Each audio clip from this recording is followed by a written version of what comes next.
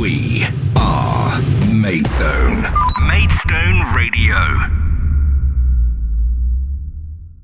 Hello, and welcome to a very special show to mark World Mental Health Day.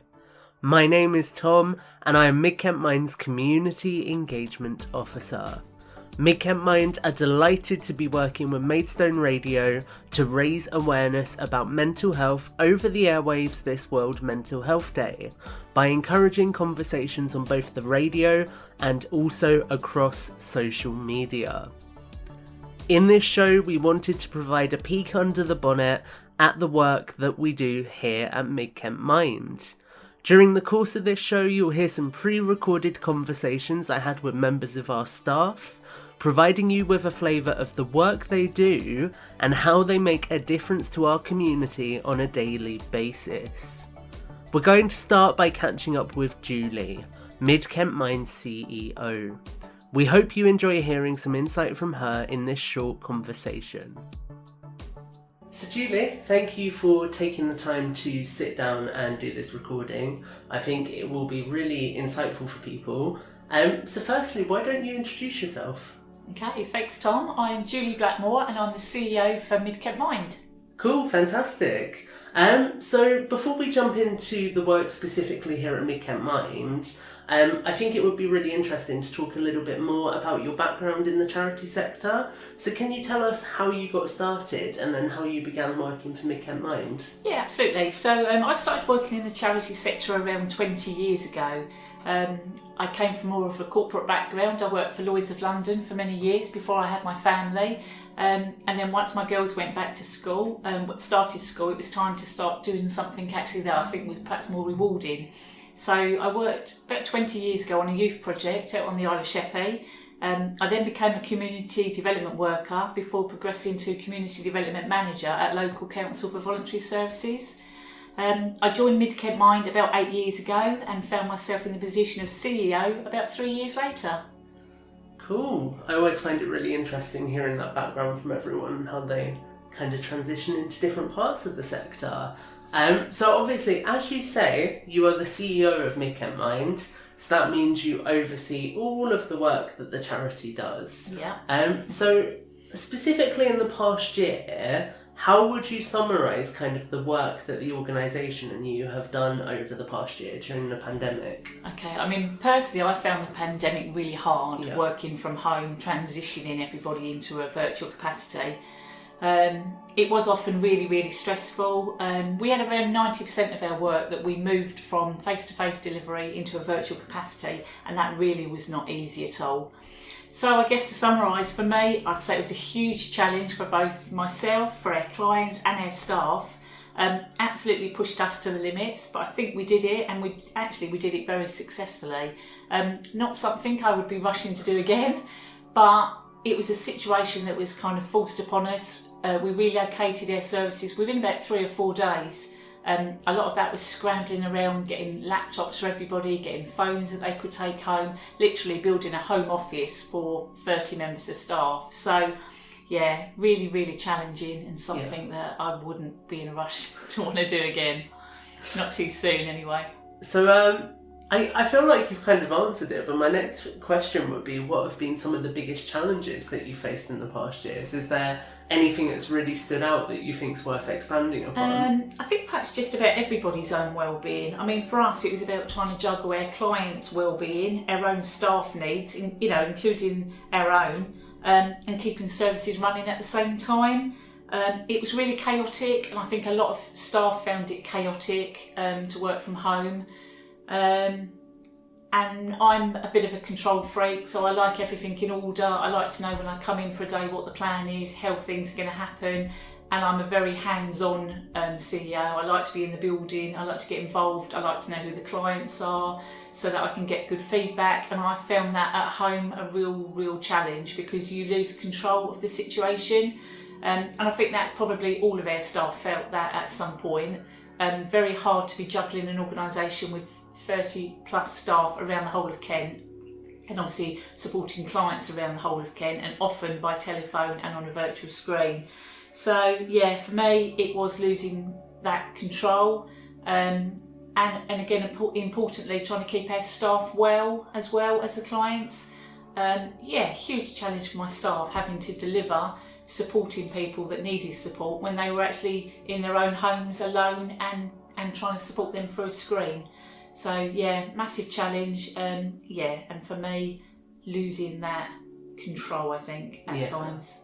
Yeah, definitely, that makes sense. I think so many sectors that have dealt with different circumstances throughout this pandemic have really faced those kinds of similar challenges in managing that. So obviously we're recording this for World Mental Health Day, so we wanted to look back across the past year, but also think more about mental health more broadly.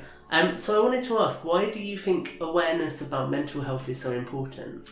Okay, so let's give you some stats to begin with. So mental health illnesses affect around 20% of the adult population, around 46% of teenagers, and 13% of children every year. People struggle with their mental health. It may be within your own family. It could be that you've got a next door neighbour, somebody that's teaching your children, somebody that you're working with, somebody that goes to your own church. There's a lot of people affected by it, and we're not all aware of that. In fact, only half of all those affected actually receive treatment, and that's often actually because of the stigma attached to actually saying, I have poor mental health at the moment. Untreated mental illness can contribute to obviously poor performance at school and at work, which then can result in fewer employment opportunities, breakdown of relationships, and sadly often the case of increased risks of suicide. So the stigma needs to be reduced, and therefore for us mental health awareness is absolutely that key component, absolutely essential in helping us to do this. Yeah, that makes a lot of sense.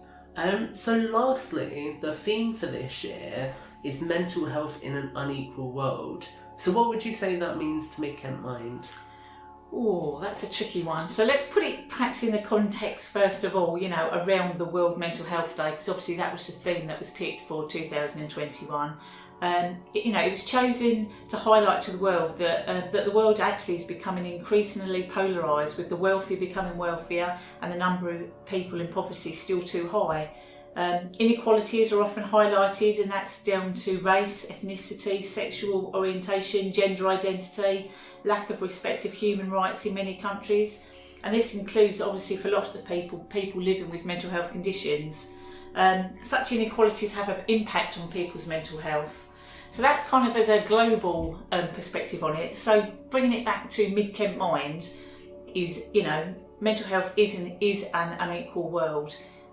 So for us, it drives us to focus on the issues that negatively impact people's mental health inequality on a local area. Yeah. We want to support our communities to play an active role in tackling these inequalities in their local communities, and we want to work with our stakeholders so that they can work with us on how to jointly tackle this. It is an issue.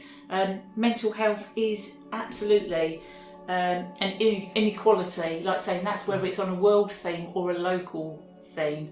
We can do what we can locally. We would love to impact more perhaps across the UK and even globally, but for us in Mid-Kent Mind areas, we really, really want to work with our communities and the stakeholders, and actually want to start tackling some of this inequality that mental health brings with it. In that segment you heard from Julie, Mid-Kent Mind's CEO and the person who oversees our organisation and ensures that the support which we offer reaches the right people and makes a real difference in our local communities. On the subject of the support that we offer, we now wanted to introduce you to Natalie, one of Mid-Kent Mind's wellbeing workers. Natalie works hard on our frontline services. We hope you enjoy hearing a little bit more about what our wellbeing workers do. I'm Natalie. I'm a wellbeing worker here at Mid-Kent Mind, and I've been here since June, so I'm still a little bit new, but I have been doing some bits. So we do some community groups here and some other services as well, like cognitive behavioural stuff, and I've been involved in that. So we just offer support to people in the community for their mental health and wellbeing, really. So firstly, could you tell us a little bit more about your background before working for Mind? And when did you first discover an interest in mental health? Okay, so this bleeds into each other quite well. So my background before Mind was I was a student. And my interest for psychology first came when I was a student back in school. So when I was back in school, we weren't allowed to do psychology until year 11 as a 1-year short course. So I'd gone my whole school life not really knowing much about psychology or mental health. And then when I got to year 11, the whole world opened up to me. And I just found the studies so interesting, hearing what you find out when you run a study.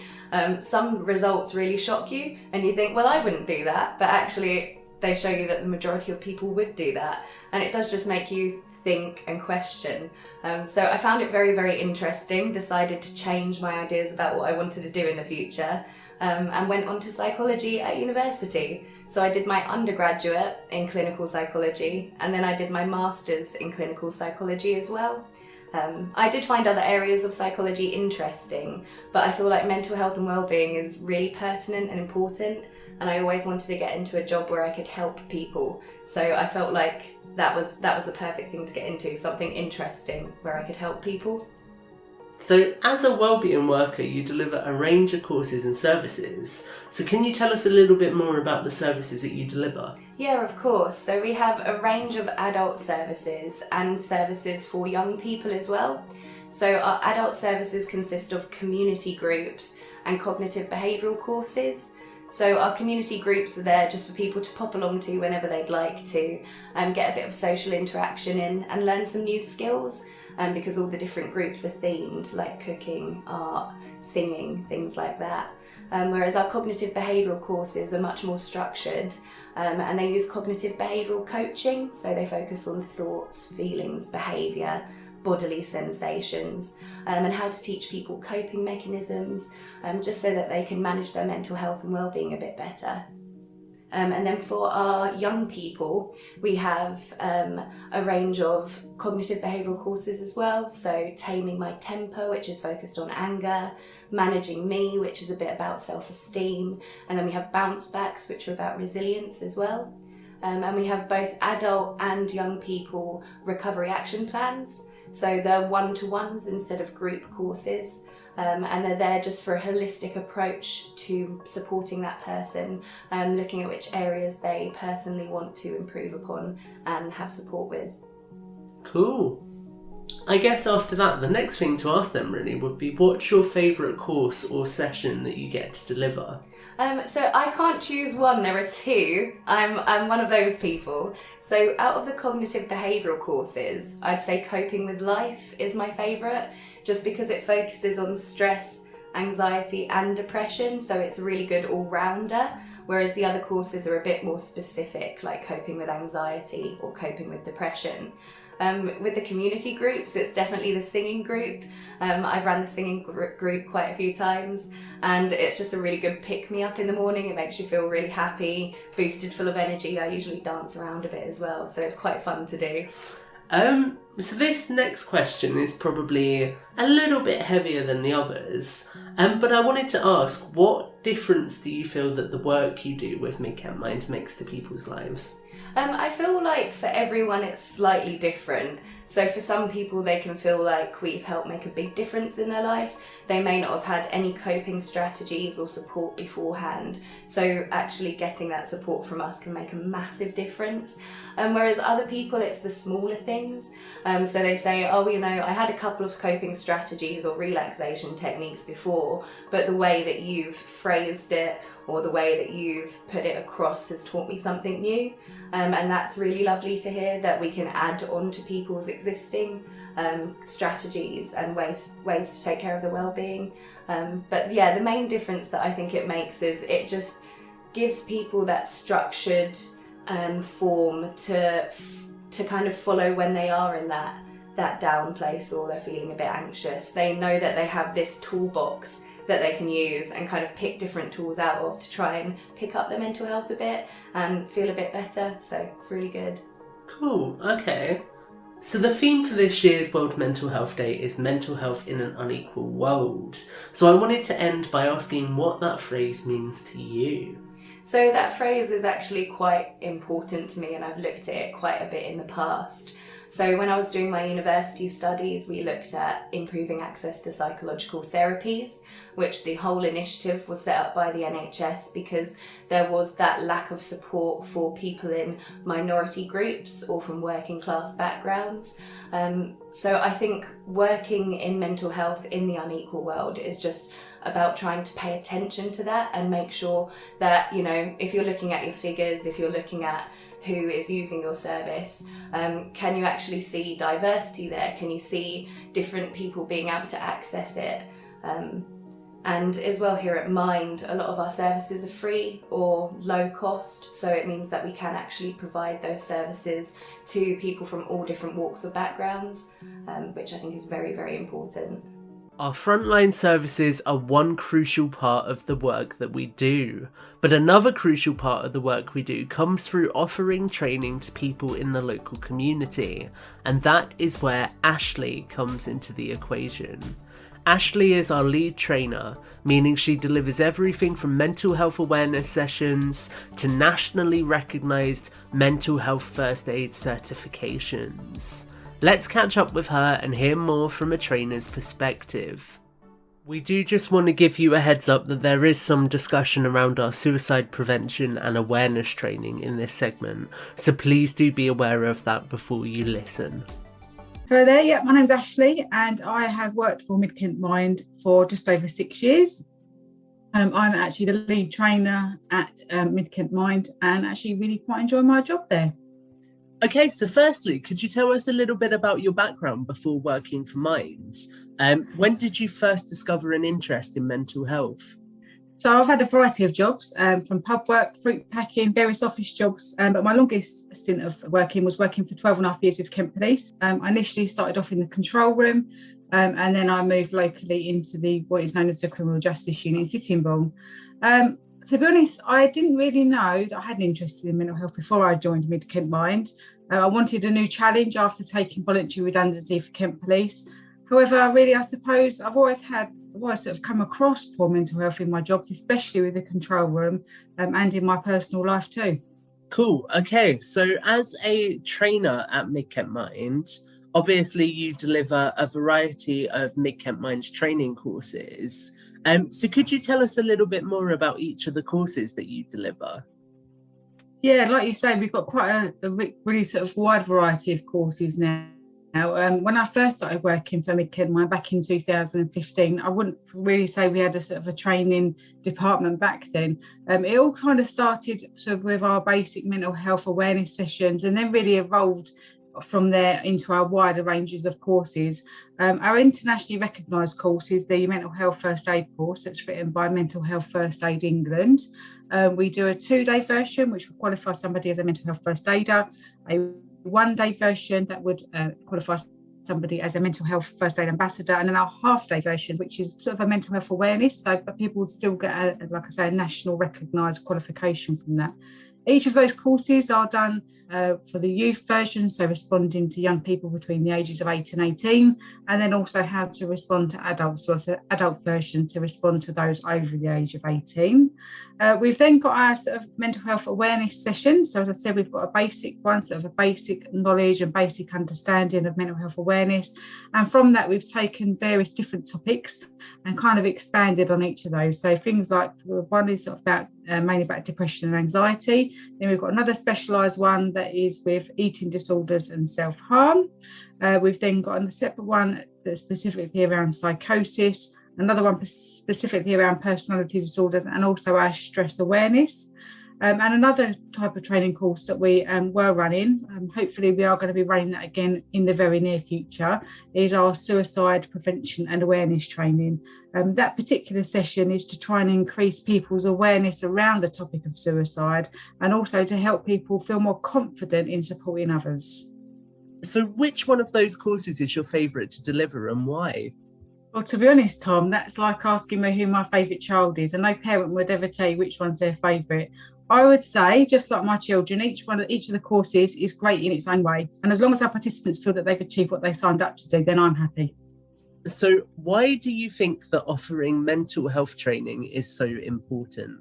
It's one of those subjects people don't particularly feel comfortable talking about. I always say to most people who I train, everyone's happy to talk about their physical conditions that they might have, but not so much about their mental health conditions. And then I often tell people who come on our courses that supporting someone is not rocket science. However, they're too afraid to say the wrong thing, so say nothing at all, which makes that person feel unsupported.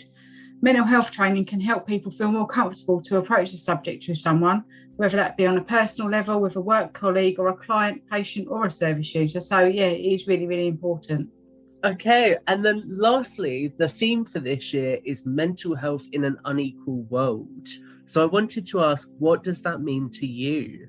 Yeah, that's a really good question, actually, quite a deep question. I would say that there are unequals in all aspects of life, particularly with Mental Health Awareness Week. I would say this phrase really reiterates to me that we're still very much needed in society as an organisation to raise that awareness and understanding, and also the confidence in our communities to try and make everyone feel supported and accepted.